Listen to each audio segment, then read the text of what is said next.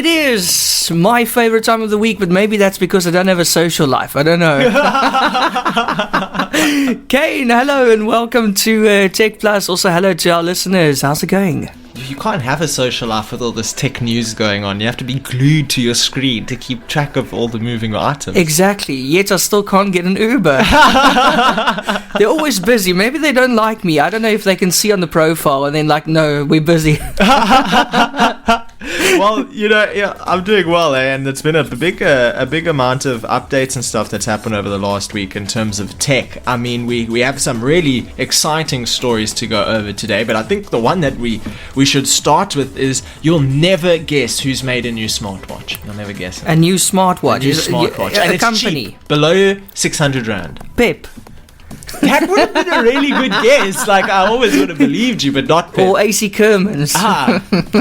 No. Vodacom has released its new linear watch, which offers emergency help when you need it, and it costs a whopping 500 Rand for this smartwatch. That's cool. What can it do? I mean, smartwatches are pretty expensive. If you look at, an Apple smartwatch or you're going to pay anywhere from 1,500 for a cheapo, all the way up to, 5,500 for, an expensive one, and then upwards of 5,500 if you're buying something like a Garmin smartwatch. Can you talk into it like Michael Knight on Knight Rider? Well, the interesting thing is they've really picked a niche. They've picked a niche for this watch. So Vodacom has just announced its new affordable wearable, the Linear Watch. It's aimed at those that need a discreet way to let a few contacts know they need help.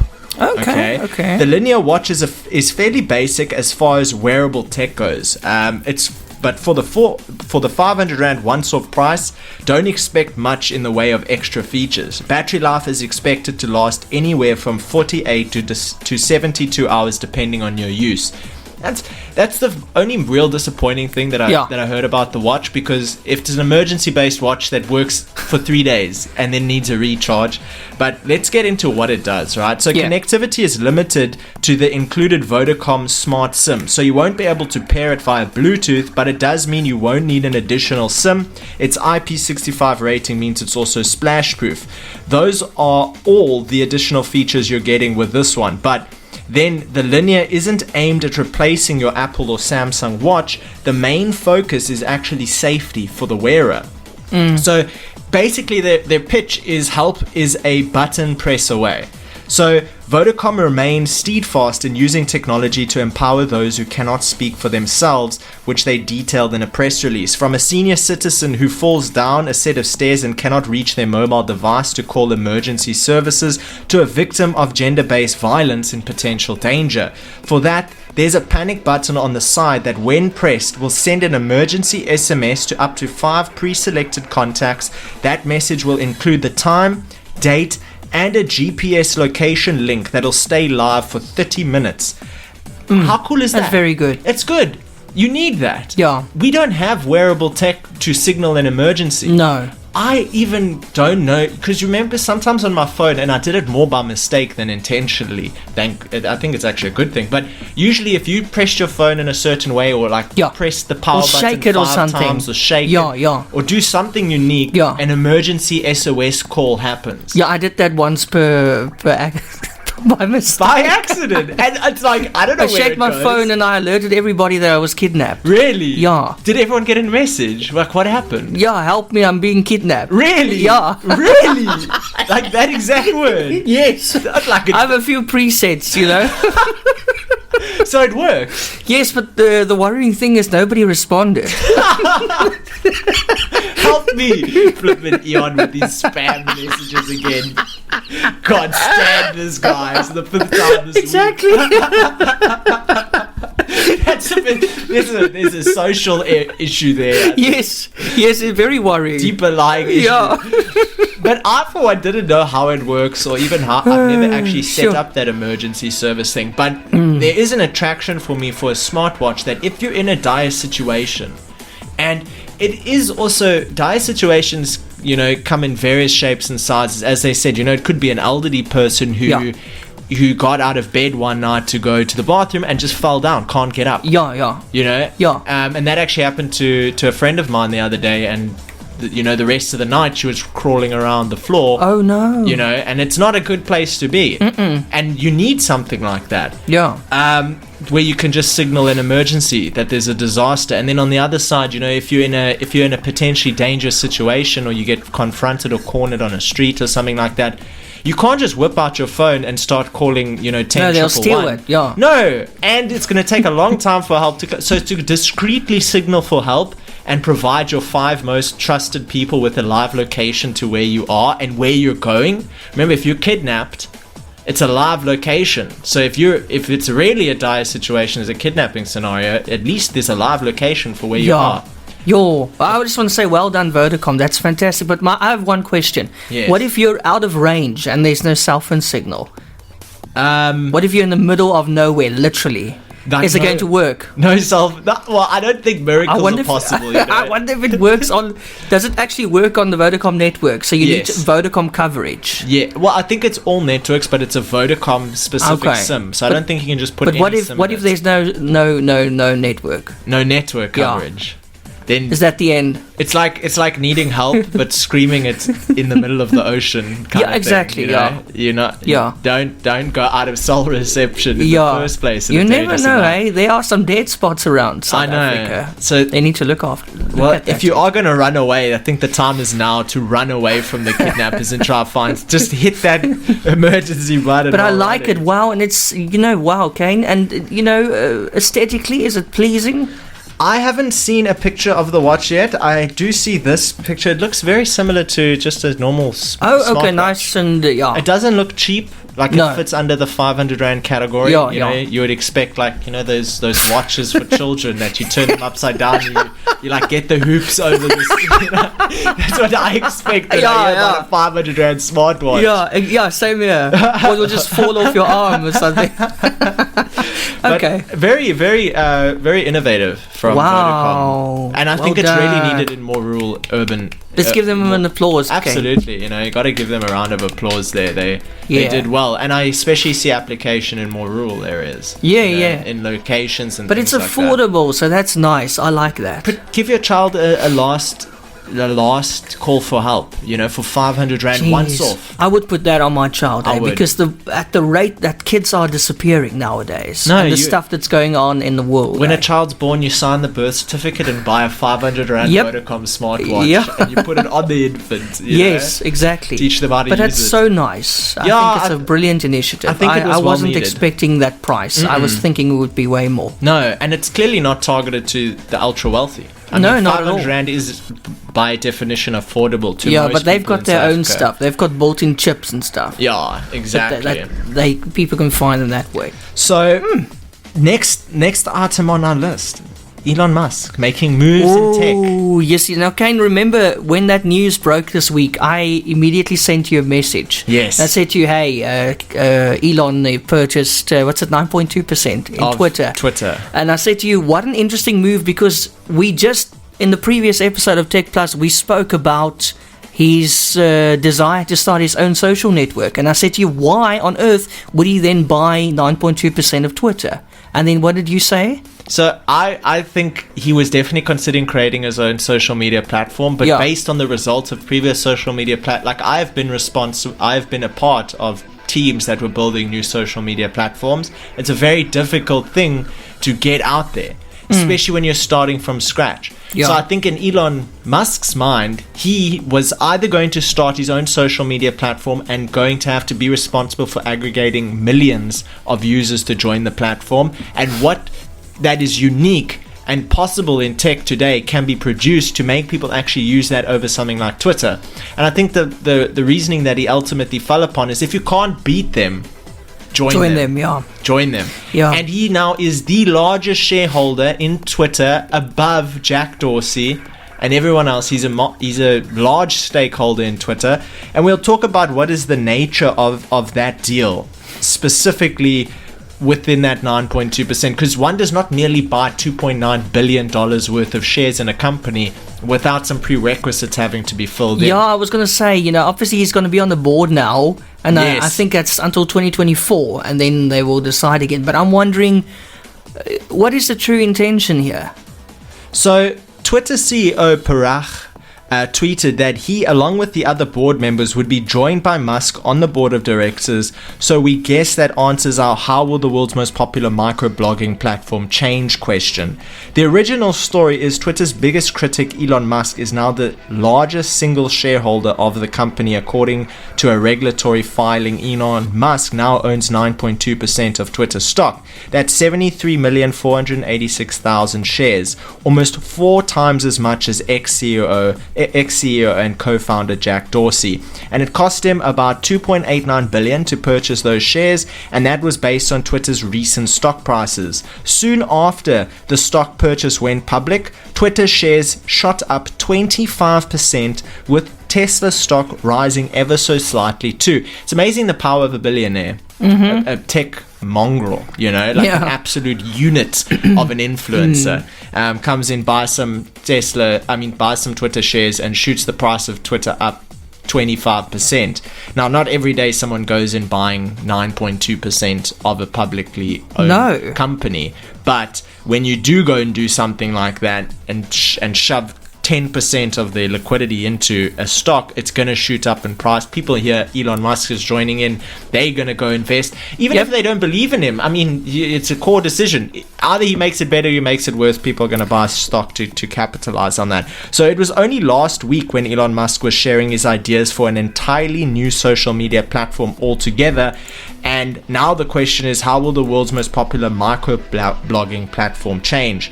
So what happens when the world's most eccentric billionaire has a say in one of the largest social media platforms ever? At the moment, not much, but this may not always be the case. For the time being, Elon Musk's 9% control is only meant to be passive. When Musk filed the necessary paperwork to perform the buy, he had a choice to make. Either stay passive by filing a 13G form, which is an American financial thing, meaning that he would have little to no say about how the company may run for the time being.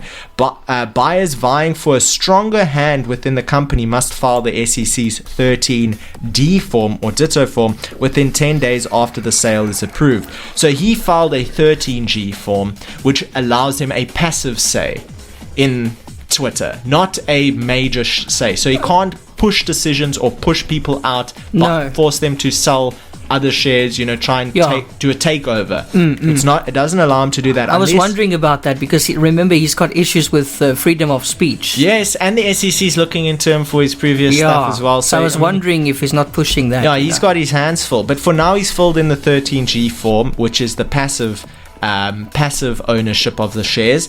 But if he does happen to file the 13D form within 10 days after the sale was approved, which is fast approaching now, then he will have a more aggressive say in the company. So Musk chose the passive route, but when has Elon Musk been passive? He's not just going to lie there. Exactly. So we have some expert opinions to take a look at for what other people think is going to happen here. So Wedbush analyst and MD Dan Ives, speaking to Yahoo Finance, said this is just the appetizer. Ultimately, we believe he will have an active stake over the coming weeks or months. This is just a start.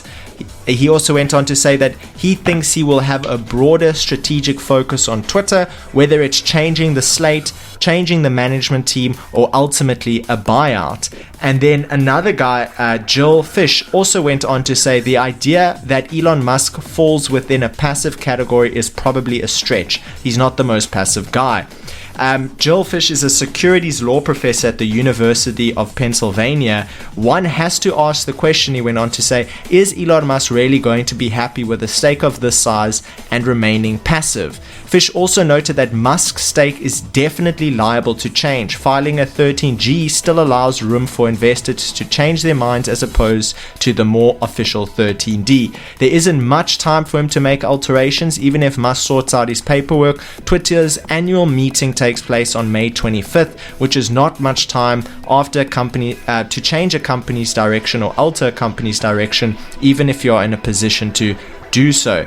And they also went on to say he's not trying to get board seats, take over the board, or push the company to sell itself, says Eliza Klein, a partner at law firm Schwartz, Roth and Zabel.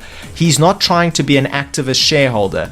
but you can be influential without being an activist. He can certainly talk to the company and say, I'm concerned about crypto as a shareholder. I want you to know my views. If that is the case, it means that soon Musk may have much more control over Twitter than we originally thought. Elon Musk also went on to post a poll on the 5th of April. I remember. And he said, do you want an edit button? Yes or no? But look, I don't know if he did it on purpose or if it's an ongoing joke or he was rushed. But look at the options, yes and no. What do you notice about those two words there? Yes on. Yeah, so you don't have a choice. Instead of saying yes or no, he mixed it up. So instead of it being YES for yes, it says YSC. And instead of it being no, it says ON. So it's like he speed made this poll. Yeah. I don't know why he misspelt it. It doesn't make sense. I think he's just being on purpose. But I mean, let's be honest, he's Elon Musk. He can do anything. Exactly. So that's what happened there. That's very interesting. We'll talk about it some more. But I also I've got some news on Trump Social. Oh my word! And what happened? He's I'm almost scared to hear this. He's ranking on the billionaires list. Okay. How it's impacted him. Is that after the break? Yes. Okay. So Kaine just had a very interesting story while the song was playing by Will Lindley called Wrong Time. It's new on the playlist. Kaine, you said you watched him blow up on social media from like 10 views to superstar. Yeah, at one point I was browsing around TikTok. Obviously TikTok has a priority for, if you're in South Africa, you're going to see South African content. Yeah. Whether it's gone viral yet or going viral, you might be part of the test to see if this will work well with other users, or you might be seeing it after other users have already engaged well with the content. So I was browsing around TikTok and I came across one of his campaigns, and he was literally, south of maybe 10 views on each video. And then I happened to enter into a public area where radio was playing, and boom, there's his song playing, a month or two later. So how do you do that, Kaine? How do you do it? Yes. Magic. How does it happen that they always say, oh, you got famous overnight, but it's not true. There is work going on behind the scenes. There's a lot of work going on behind the scenes, but ultimately I think if you market yourself to people and people like what they see, radio wants to play things that people like. So if you manage to create virality in a song and create a trend, people know you, the radio stations want to play you, labels want to work with you.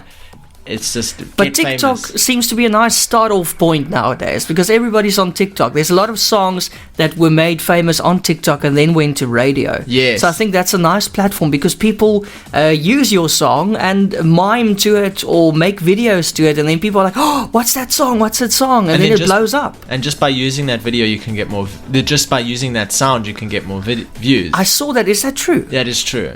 So Noted. if there's a viral song on TikTok and you use the sound, even if it's on 1% volume, so you don't actually hear the sound, you will stand a greater chance of getting more views than without the You shouldn't tell me this now, eh? No, I want to see your TikTok blow up. I want to hear Eon on radio. You shouldn't tell me this now because now I'm really going to push my my TikTok career to start.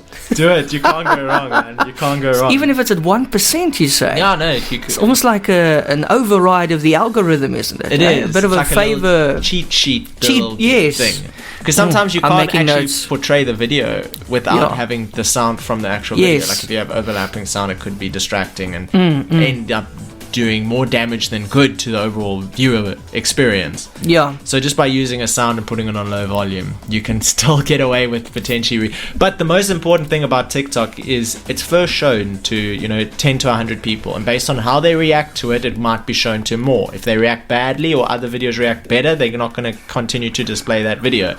So it really comes down to what the first 10 people do on your video. Wow.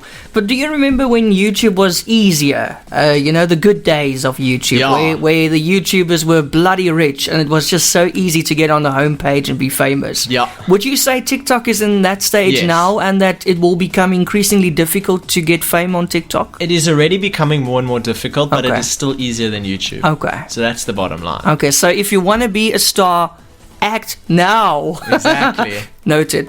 Anyway, did you see Donald Trump's net worth has risen by about $600 million since last year? This according to the new Forbes' billionaires list. Forbes estimates that Trump's new social media app, Truth Social, actually boosted his wealth by $430 million. $8. He jumped nearly 300 spots. I would like some of that. But they also said that, downloads decreased on his app. There was this massive spike in people downloading it. And it looks like Trump's not even really active on his own social network. It's only posted once. Really? Yeah, so what is his plan there, I wonder? He just saw Elon Musk buy 9.2% shares of Twitter, and he's like, that's a good idea. I'm just going to close my app. I'm just going to give up at this point. I'm just wondering if he was trying to prove a point, just to set up yours Twitter, or I don't know. I think he wanted to maybe make a statement. I don't think he doesn't seem like a guy who's dedicated his life to creating a social media network. I think Zuckerberg fits that category, but I don't think Trump does. I think he has more important things to do. But what's worrying is Trump has done little to promote the app. They say since it launched in February, he's only posted on the site once and has less than 1% of the number of followers on his app than he had on Twitter. So to me right now, it sounds like things are not working very well. I think it looks very good, but it's working very badly. Maybe it's the calm before the storm, eh? It could be, but why, and I was thinking about it today, why on earth would you want to sign up on True Social? Not that it is a bad social media stuff, but the same as why would you want to sign up on another social media platform? Have you been on it?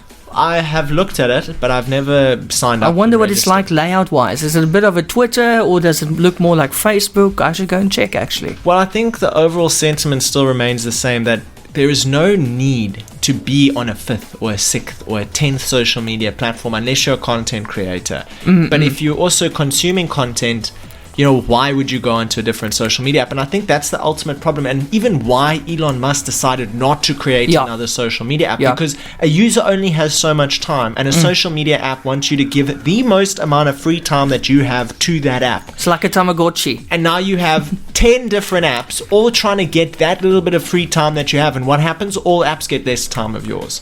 All apps perform worse. So I don't think creating a social media platform is the next level. I think the next level is going to be a social media platform that you visit and your feed has Instagram, Twitter, it's Facebook, all combined. LinkedIn, very Reddit, nice. all in your feed. Why does that not exist yet? It will one day, but there's a lot of identity and intellectual property rights and things that you have to navigate. But ultimately, that's what would you use it? Yes, I would use it. Yeah, because it's all merged. I would. Yeah, I would use it. I would prefer that save time as well, to be tailored to me, and I see everything happening on every social media platform. Then me going on my feed, and your feed is engineered, meaning you have to follow and like stuff that you are interested in order to have a very good quality feed. Yeah. So instead of setting up 5 feeds on 5 social media platforms to spend 10% of the available time that I have on each social media platform, just give me one. I can spend 50% of my free time on one and see everything from all. That's going to be the kind of technology that disrupts. And if Trump did that, or or Elon Musk did that, that would be greater. But ultimately, I think Elon Musk's play into social media outweighs Trump's play into social media. Trump has a social media platform that he owns, that is being built and could take 5 to 10 years to get popular. And Elon Musk has 10%, is the largest shareholder in Twitter, that probably will have more people's on it than Trump's app, because I already feel like Trump's app is more of an American app. Yeah. And Twitter is more of an international app. Yeah. So what that means is Twitter will possibly always have more users than Trump's. So the question, Elon Musk wins. If you compare the two, he wins, because he just got the most shares in a company with some of the most users in the world, and he did it in 2 weeks. Yeah, I would rather watch Elon Musk and keep an eye on him than Trump. Exactly. See what he's doing. He's always doing something for a good reason. And don't forget, it's an undercut as well, because Trump got the spotlight. Right? Trump got the spotlight. People are like, Trump's making a social media app. That's crazy. Now Elon Musk does it. When you're talking about social media, you talk about Elon Musk's app or Trump's? Elon Musk. So now everyone's on Elon Musk. No one's thinking about Trump's social media app anymore. Everyone's got their eyes on Twitter. If it's a chess match, that's like checkmate. Yeah. That's a very good move by Musk. Exactly. If they were competing, which I don't know if they are, but that's maybe low-key they are. These guys are not silly. Listen, I just mentioned Tamagotchis. Do you remember it? A Tamagotchi is the little device that you have to feed and sustain. Yeah, that's like to teach your children responsibility if they don't have a pet already. Remember, and then you got to give it food, and children would actually take it to school to make sure it doesn't die. Because if it's like levels, and if it dies, then you have to start all over again. Could Tamagotchi, what? How do you say it? Tamagotchi, I don't know. Could a Tamagotchi have an application in the NFT industry? It's a tech show, so we got to ask that question. That's an interesting question. And on that note of NFTs and Twitter, it's the perfect combination. The NFT of Jack Dorsey's first tweet has now gone back on sale. It's currently listed at $48 million. Oh dear. The NFT of Jack Dorsey, who was the founder of Twitter. So then you can say, I've got that. I own this man's first tweet, right? Absolutely. I own the digital rights to proof of this man's first tweet on one of the biggest social media platforms. Wow. So a digital copy of the first ever tweet by Twitter co-founder Jack Dorsey has been offered for about almost $48 million or 705 million rand on non-fungible token marketplace OpenSea, which is 16 times what the owner paid for it a year ago. Sunny Estavi, the CEO of Malaysian blockchain service Bridge Oracle, announced on Twitter that he just put the NFT version of the 21 March 2006 tweet saying, just setting up my Twitter with, instead of TWITTER, it's TWTTR, up for sale for 14,969 Ether. He paid $2.9 million for it in March last year. After his initial tweets announcing the sale, Estavi followed up with another promise to donate 50% of the proceeds to the charity Give Directly, which gives cash to people living in poverty, and which Dorsey said he'd supported after the first sale of the NFT. But here's where it gets interesting. So Dorsey comes out with it. So what Estavi is saying is that if it sells for $48 million, 50% of that money will go to Give Directly, the charity. Now, that's 16 times its original selling price, so he still makes 8x profit if that NFT goes on sale and sells, and the rest of the money goes to charity. So it's almost like an incentive for someone to buy it. But Dorsey got a little bit offended and went onto Twitter and said, why not 99% of it? Yeah. Why 50% of it? If it really is for a charity, why not 99% of it? He directed his response to Estavi, Give Directly, and Tesla founder and recent Twitter board member Elon Musk. Twitter's stock rallied 27% on Monday after the news broke out about Musk taking a 9.2% stake in the company. So Jack Dorsey saying, if you're going to sell the digital copy of my first tweet, why not make it 99% to charity?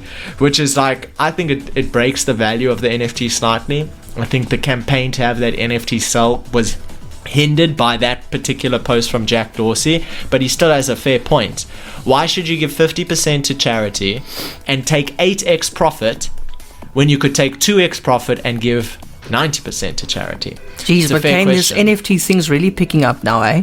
Oh, we're just getting started. If you look at the frequency of how it appears on our lineup, even in the show, how it just gets more and more, you can see it's getting more intense. It is, and it will continue to, because this is digital ownership. It has never before been possible to acquire a digital proof of ownership of something. Yes, we have license keys, and that is somewhat a proof of digital ownership. If you own like Microsoft Office or Windows 10, you have your license key. That's a form of digital ownership. You're right. But if I take a selfie of myself at a Justin Bieber concert and sell it as an NFT, and that Justin Bieber concert is the last Justin Bieber concert to ever happen in the world, I now have a proof of digital ownership of a picture of the last concert of Justin Bieber, and my face is in it. That has value. It's authenticatable. And NFTs are creating value for things that were valueless before. I've been playing an NFT game called Gods Unchained. Super simple game, just a card-based game like Yu-Gi-Oh! Or Magic, and every card is an NFT. Now, when you would just traditionally be playing a digital game where you have cards in the game that have no value, it's just the quality of your gameplay experience, you now have cards that are selling for $1,000, $50,000, $150,000. These people, some people in Axie Infinity, which we'll talk about now, Axie Infinity got hacked, but 40% of their 2.2 million players are from the Philippines. And all of them where they're making money are living off of that money. They're making their ends meet off of playing a digital card game online that uses NFTs. Life goals. How crazy. That sounds so nice. No more going to work. No more 9 to 5. Just play games, man. I can't talk right now. I'm just in a game. Yeah, exactly. Gotta make my money. It's the future. So we'll talk about that when we come back. And also, have you used Checkers 6060? No, but I know you have.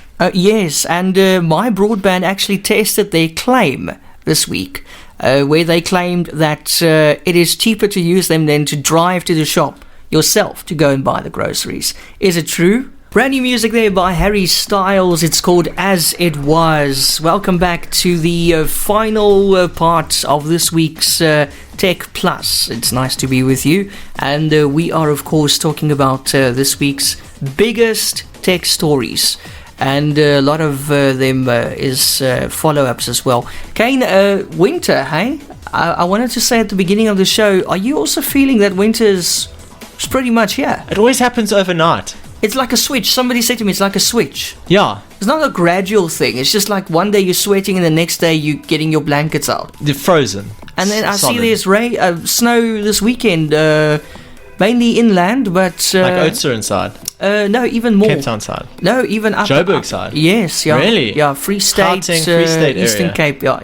The closest will be the Eastern Cape, yeah. Yeah. But I don't know if we'll feel it, but it will be the first snow of 2022. They're keeping a close eye on it, because people really want to cool. go and watch and see snow. Yeah. But it's usually around the Easter time, man. I mean, Easter's just around the corner, so it is actually on time. Yeah, I was so excited for snow the first time I saw snow, and then I realized snow is just very cold. And like, it is. It's not like... But it's nice to play with. It's very nice. Yeah. When you think about snow and you've never been in snow, you kind of think it's like some sort of tiny like polystyrene substrate. That's what they do in the movies. Yeah. But listen, now with winter and everything, you know, you don't want to go out and buy groceries. I mean, the main reason why we started doing this deliveries of shopping and takeaways to our homes was mainly because of COVID. Yes. We didn't want to go out and be exposed to the virus. Now people are getting over it. Masks are coming off outdoors, which is nice. Fantastic, just indoors. Yes. And people are just, I don't know about you, but whenever you talk to somebody, they are just, there's only one word to describe it, and that's gatvol. They have had it with this virus. It is, they don't even care if they get it anymore. It's just, please, let's just get back and get on with it and carry on with our lives. Yeah. Because really, we are tired of these restrictions and things and lockdowns, you know?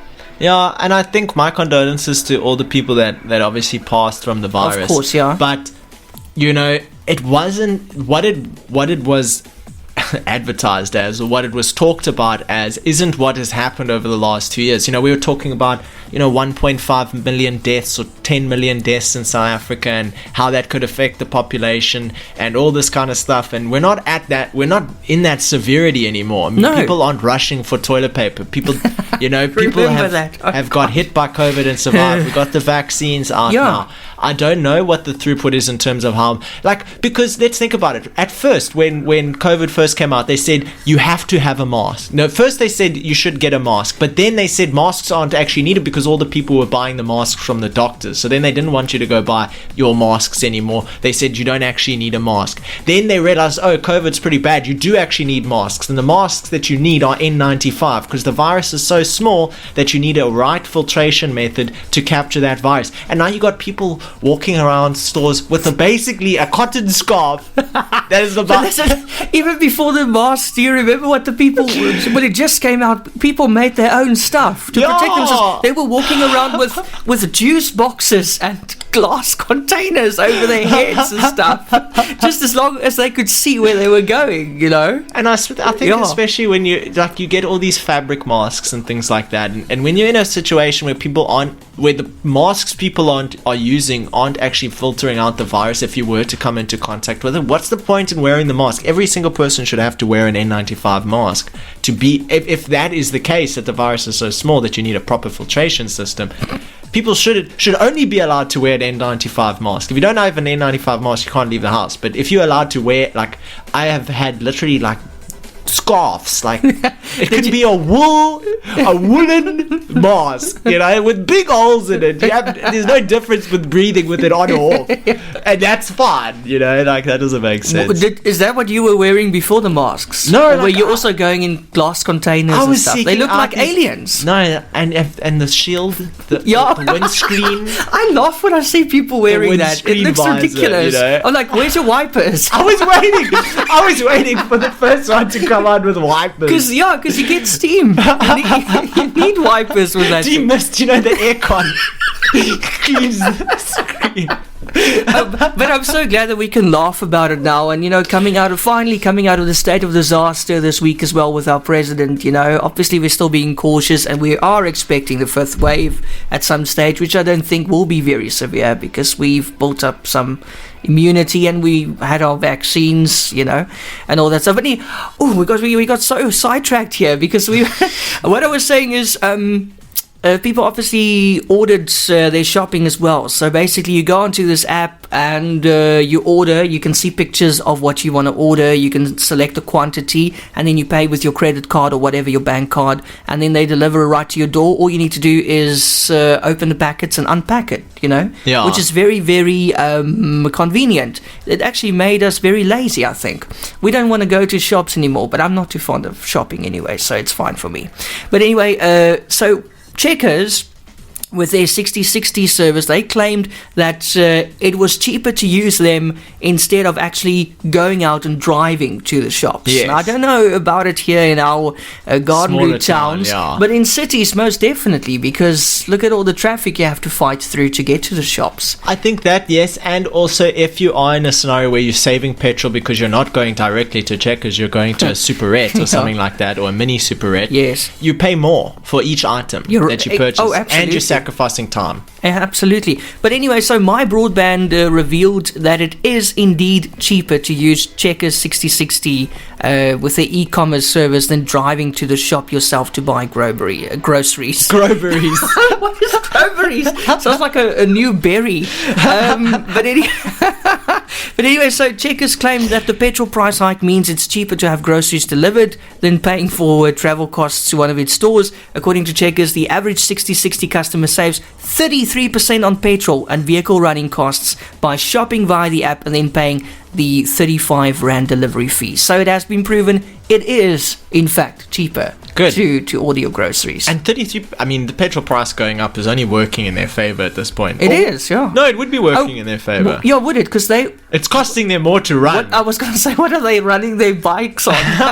Because they use these little scooters. Well, they're not very heavy on fuel. No, they're not. No, they're very fuel efficient. Compared to like a 2-liter, turbocharged engine, or with fuel injection, you're like, you can't compare it. But it would be nice if they can have electric scooters. Yeah.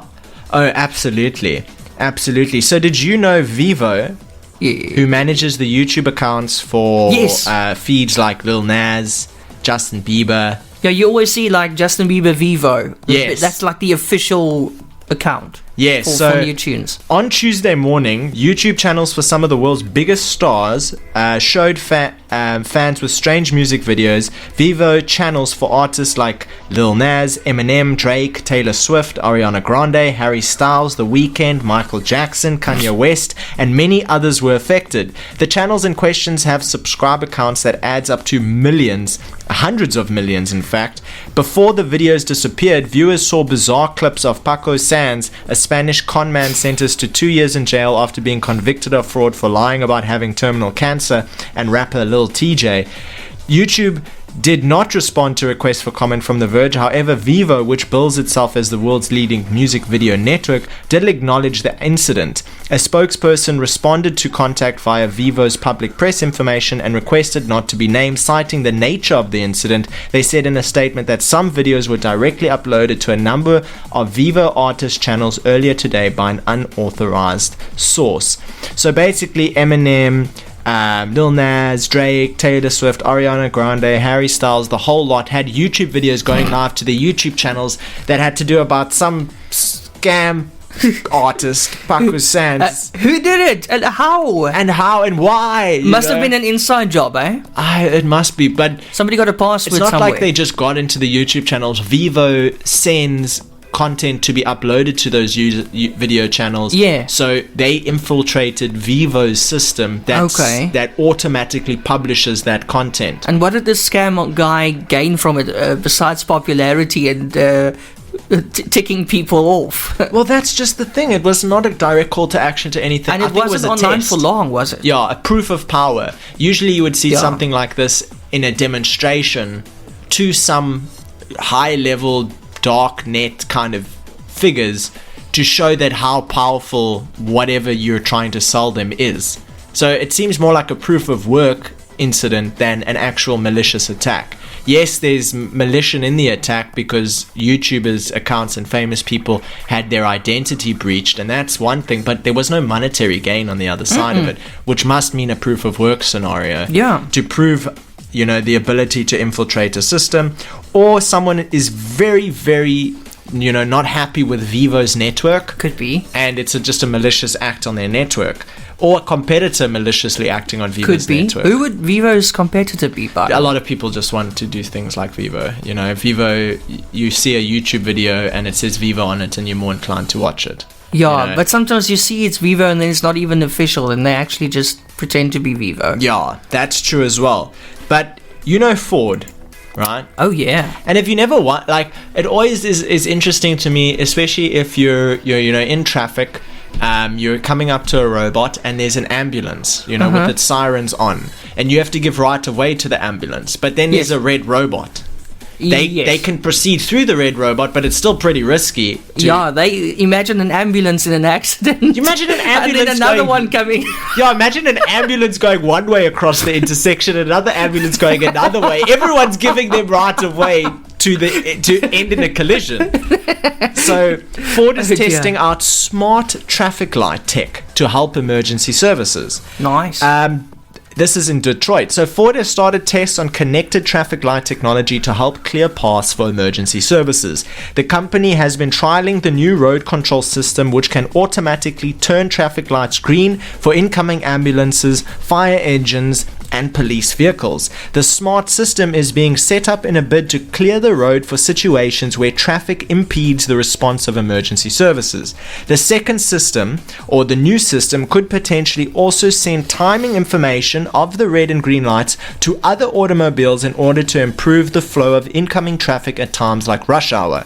Martin Sommer, who's the research engineer at the Automated Driving Europe Ford of Europe, said, whether it's a fire engine attending a blaze or an ambulance that is en route to an accident, the last thing anyone wants is for these drivers to be caught up among other vehicles waiting for the lights to change. The trial, which was part of a broader project to help improve congestion, tested automated and connected vehicles as well as networked infrastructure in highway and rural areas. Ford are committed to using connectivity and innovation to help improve the driving experience of the roads. The test, which was carried out outside the city of Aachen, Germany, used a road with 8 consecutive traffic lights as well as 2 stretches with 3 consecutive traffic lights to test this product out, which I think is very necessary. I mean, I've always thought about that. The quality of an emergency response is directly proportionate to the ease at which that service can be delivered to the end area, to the end location. Time is of the essence. It's a life. You can literally save a person's life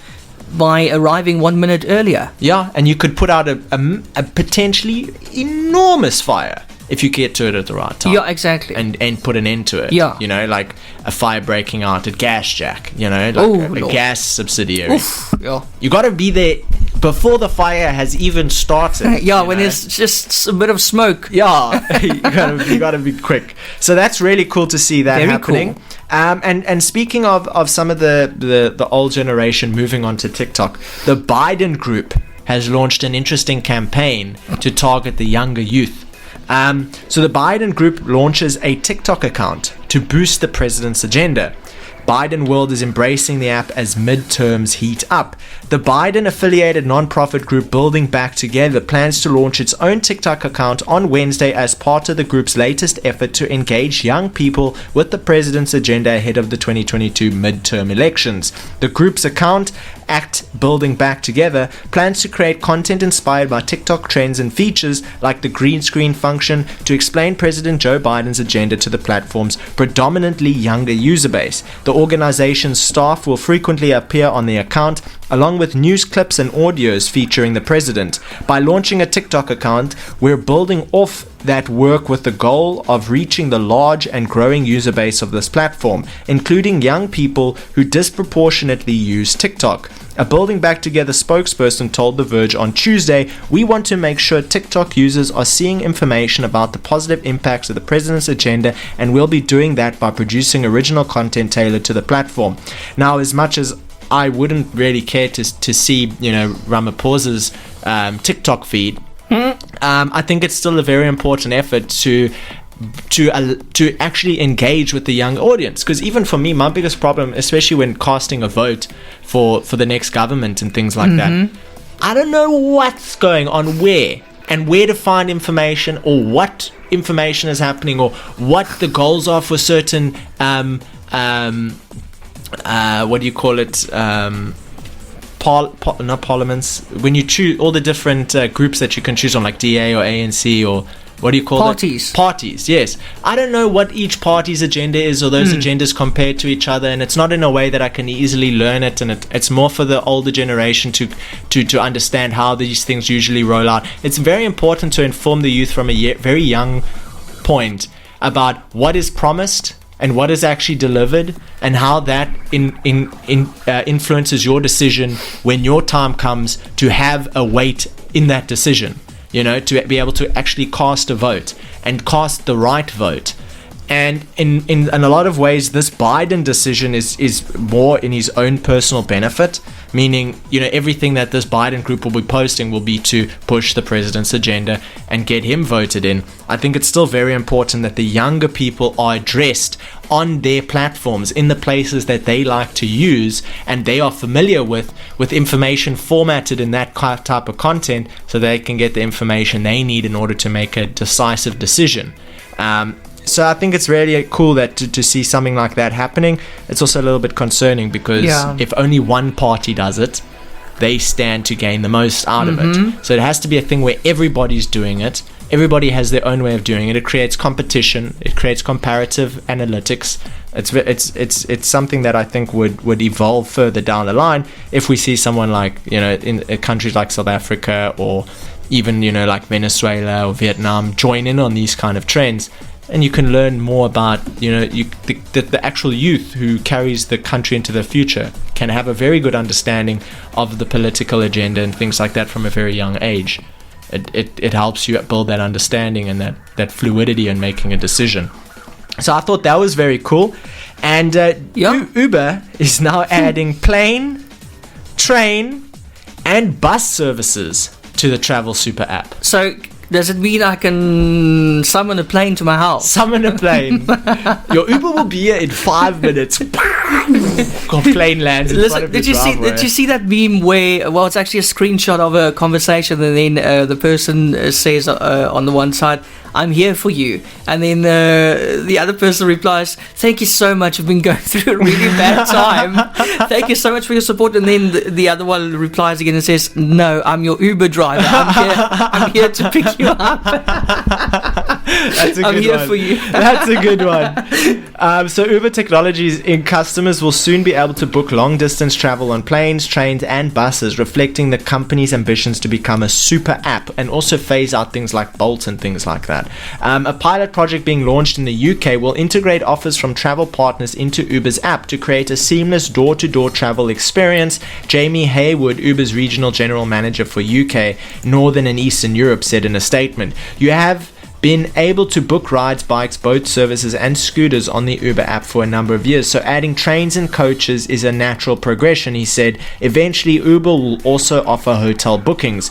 Uber, however, won't provide the travel service itself, and this is where Uber's clever, because recreating business models is way more difficult than what they're doing. So Uber won't provide the travel service itself, but will team up with third-party booking agencies to facilitate the sale of tickets. So while Uber didn't disclose which ticketing platforms it will partner with, it could wind up working with major aggregators such as Booking.com, Expedia Inc., where Yeah, so the company will make money by collecting a service fee from the bookings, but ultimately the fundamental change for the user is the experience, the ability to use one app for all your travel requirements. And that's also talking about that social media example. Yeah. The future is amalgamating multiple options into one solution. You know what came to mind when you mentioned that earlier is, I don't know if you used it before, and I don't know if it's still going, but it was called Hootsuite.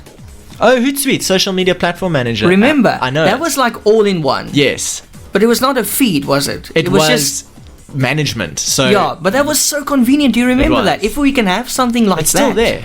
Okay. It still exists at about 2,400 Rand a month, I think. I was going to wonder. Because it was free when I used it years ago. But if you can have something like that, similar to that, with all your social feeds. Exactly. That's for the viewer, not the creator. Because Hootsuite is for the creator. Yeah. You can create content for 5 social media platforms in one place. But for the viewer. For the viewer, you must be able to see 5 social media platforms content in one place. Yeah. Maybe I'll start building it. Yeah. And we must just say that if somebody wants to copy the idea, Kaine, on this day, it's his idea. He spoke about it on the 7th of April, 2022, planet Earth. We can collaborate. Yes, okay, yeah, probably good to collaborate, eh? Have you heard of Zuckbucks? The last story of the day. Are you ready? Zuckbucks. You know what? I haven't, but if I have to take a guess, it sounds like Mark Zuckerberg wants to bring out his own currency. Digital currency. Is it correct? So it's a little bit different. So Meta's reportedly making Zuckbucks. So we remember their first try at digital currency. They got absolutely destroyed. Lyra or something like that. I don't even know about it. A digital currency which likely isn't a cryptocurrency, and that's the important thing to remember here about Zuckbucks. So Meta may have given up on its deemed cryptocurrency, but the company is still exploring financial products, according to a new Financial Times report. The parent company of Facebook and Instagram reportedly has a few irons in the fire, including virtual currency employees have apparently taken to calling Zuckbucks. Zuckbucks, seemingly named for Meta's founder, chairman, and CEO Mark Zuckerberg, are unlikely to be a cryptocurrency. Instead, Meta is leaning towards introducing in-app tokens that would be centrally controlled by the company, similar to those used in gaming apps such as the Roblox currency and popular children's game Roblox. According to the FT, Roblox has built a huge business selling Robux, and Meta could try to emulate some of that success on its own platform. And that's all you really need to know. Anything that comes out of Facebook just seemingly is mirrored from something else, somewhere else that works. It's not original, you know. But can they please just stop changing the layout? If you're a business owner and you're using the page manager, have you seen all the changes? Every week they're moving something elsewhere. I'm serious, Kaine, eh? Can't use it. You don't know where to find something. They always have this pop-up saying, okay, no, this is moving here and this is moving here. But it's not like they're doing it for the better. No. They're just confusing us. No. I don't even know how to do certain things now. I feel like an really old person because I can't find something because they moved it again. But it's like going to the shops and they keep on changing the shelves. I went to Spa once and they completely readjusted where everything is, and I was lost. And they say if that annoys you, then you're an adult. It's true. It's true. But also Facebook has always had the most trashiest user interface. I've never liked the way you manage your own page on Facebook. I don't like the way you manage your own ads on Facebook. I think ads accounts that are under business accounts that are under, and it's just very complicated. It's saturated. No. That's the word. And also oversaturated. And also they must stop with this algorithm thing where people don't see your stuff, because that's very demotivating. Yeah. For businesses especially. They're forcing you to spend money to get your own followers who are interested in your product and who have liked and followed your page to see your stuff. Yeah. They're forcing you to pay to let those people see it. Those people have a right to see it. Yeah, because they liked and followed it. But no, now you got to pay to reach all of them, because now at the moment you're just reaching 0.5% of them. Yeah, Facebook's in trouble with their models. I'm not on board with that. Eh? No. Anyway, rant's over. I did a lot of ranting today, but I feel so much better. We must start a trend. Get Eon his organic views back on Facebook. Hashtag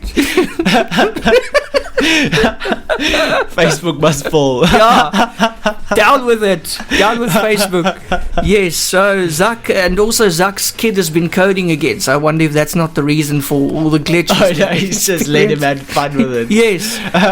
It's incredible that you can get your kid that's like your baby to code. That's wonderful. I can't code at 32. But please just know what you're doing and keep an eye on it. Jeez. Okay. Is that it for today? It's all off my chest now. That's what techPLUS is for. Yes, we're going to just rant and rave here, man. Kaine, thank you so much, man. That was a lovely show once again. Absolutely. Another great week in tech. Another great techPLUS. Looking forward to next week. Obviously, special shout out to all of our listeners listening in. We'll see you next week. Same time, same place. It's been a great show today. And maybe if the show's really big one day, like massive, and we're known globally, then I can pull one of your hair out and then we can NFT it. Maybe not maybe when. Yeah, when techPLUS then is famous. We'll pull each other's hairs out and make an NFT of it. We'll take a photo of the strand of hair. Eon's hair strand NFT selling for $1 million. Can't figure out why it hasn't sold yet.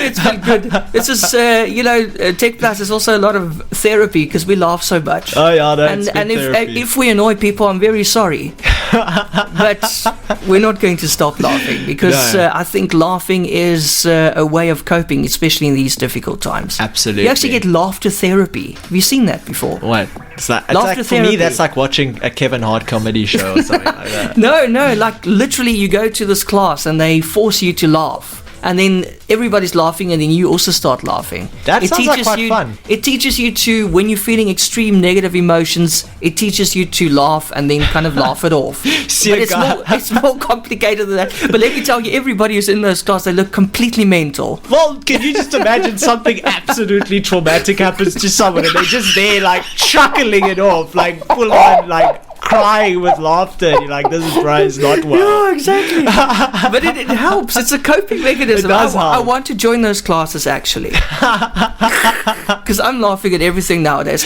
Nothing surprises me. I said to somebody the other day, every day is like a lucky packet. You never know if you're going to get a sweet or a bomb. Best you can do is laugh through it. Yes. Well, yeah, it's been absolutely great. It's been great. And we went over time today, hey? But it's because it was so much fun. Thank you. Absolutely. Until next week, Kaine. Enjoy the rest of your week and your weekend. You too, Eon. Cheers, everyone. Bye-bye.